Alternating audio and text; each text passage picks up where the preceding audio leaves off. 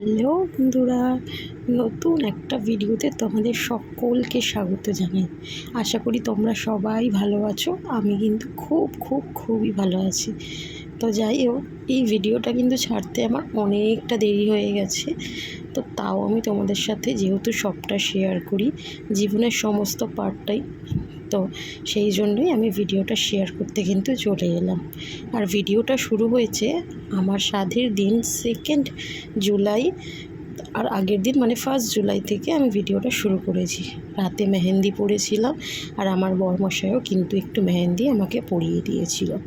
তো খুব সুন্দর করেই মেহেন্দিটা আমি পরতে পারিনি, মোটামুটি আমি পড়েছিলাম, যেহেতু একার হাতে পড়েছিলাম আর অনেক রাত হয়ে গিয়েছিল, টায়ার্ড হয়ে গিয়েছিলাম। তো তারপরে সুন্দর করে সেজে গিয়ে আমি কিন্তু চলে গিয়েছিলাম বাপের বাড়ি।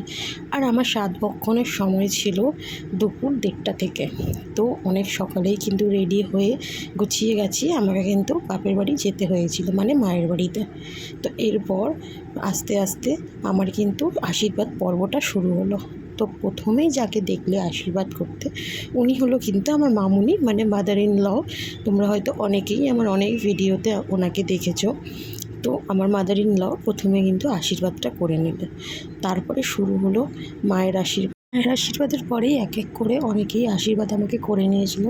আমার তো অনেক মাসিরা, তারপরে পাড়ার বড়রা সবাই। আর ইনাকে যাকে দেখছো সবুজ শাড়ি পরে, ইনিও কিন্তু আমার এক মাসি, তো মানে নিজের মাসি। তো আশীর্বাদ পর্বর পর এবারে আমার খাওয়া দাওয়া পর্ব শুরু হয়ে গিয়েছিল। আর মা এমনভাবেই আমার আঁচলটা দিয়ে মুখটা মুছিয়েছিল যে আমার লিপস্টিকটাই মুছে গিয়েছিল। আমি কিন্তু সেটাই বলেছিলাম, আর সেটা নিয়ে একটা হাস্যকর একটা সিচুয়েশান তৈরি হয়েছিল। তো যাই হোক, এই যে পাড়ার এক দিদিভাই, সেও আমাকে কিন্তু আশীর্বাদ করে নিচ্ছে। আর এরপর চলে এসেছিলো কেক কাটিংয়ের টাইম। তো এরবারে আমি কেকটা কাটিং করে নিয়েছিলাম, আর আমার কিন্তু খাওয়া দাওয়া সমস্তটা শেষ হয়ে গিয়েছিল।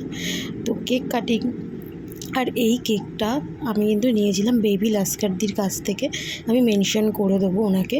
তোমাদের যদি কেকটা পছন্দ হয়ে থাকে তোমরা কিন্তু অবশ্যই ওনাকে কন্ট্যাক্ট করতে পারো। দারুণ টেস্টি কেকটা করেছিল, খুব ভালো ছিল কেকটা। তো কেকটা কাটিংয়ের পর সবাই মিলে, মানে আমার জাস্ট বন্ধুরা, আমার স্কুলের বন্ধুরা, পাড়ার বন্ধুরা, বাড়ির বন্ধুরা, তো সবাই মিলে কিন্তু অনেক ভিডিও শ্যুট করেছিলাম, অনেক আনন্দ করেছিলাম।